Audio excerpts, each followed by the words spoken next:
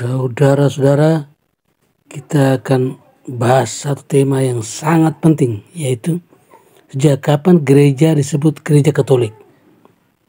Istilah Katolik merupakan istilah yang sudah ada sejak abad awal, itu sejak zaman Santo Polikarpus, murid Rasul Yohanes, untuk menggambarkan iman Kristiani.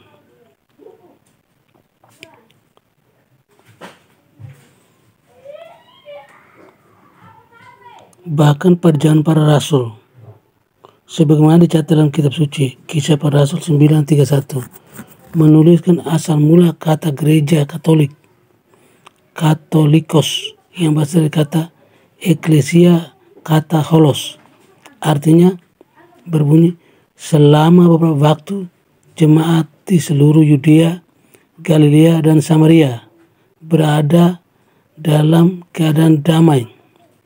Jemaat itu dibangun dan hidup dalam takut akan Tuhan.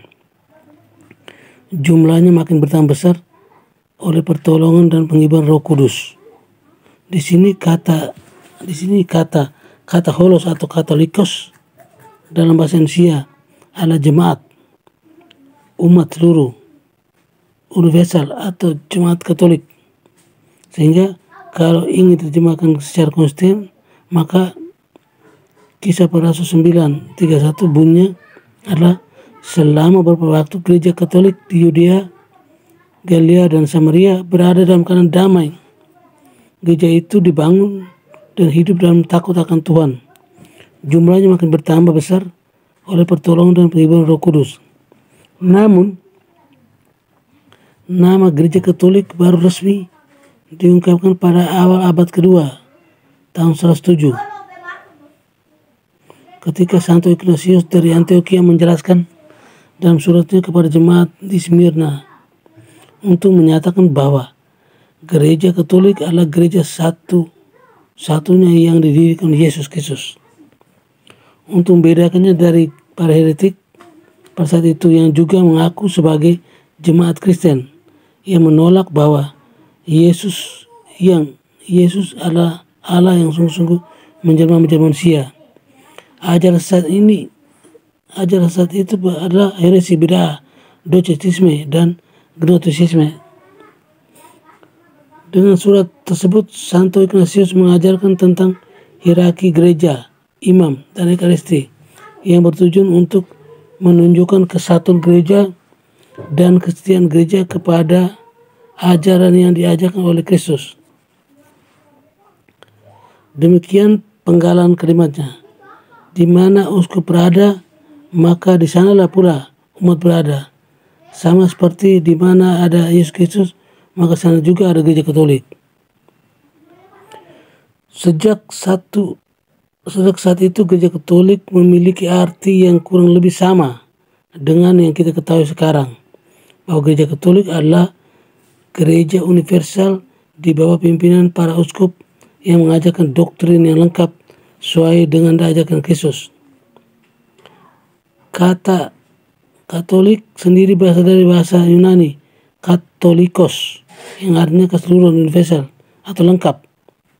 Jadi dalam hal ini kata Katolik mempunyai tiga arti, yaitu satu, gereja yang didirikan Yesus ini bukan hanya milik suku tertentu atau kelompok tertentu eksklusif yang terbatas, melainkan mencakup keseluruhan keluarga Tuhan yang ada di seluruh dunia, yang merangkul semua dari setiap suku, bangsa, kaum, dan bahasa. Kata Katolik juga berarti bahwa gereja tidak dapat memilih-milih doktrin yang tertentu saja asal cocok sesuai dengan pendapat saya pribadi, tapi harus doktrin yang selalu setia kepada seluruh kebenaran.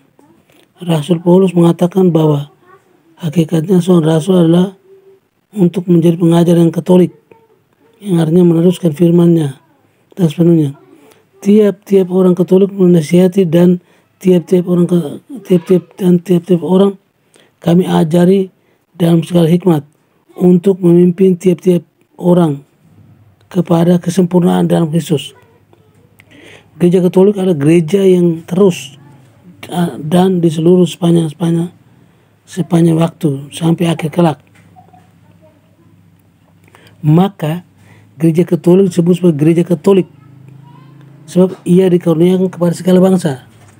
Oleh karena Allah Bapa adalah pencipta segala bangsa.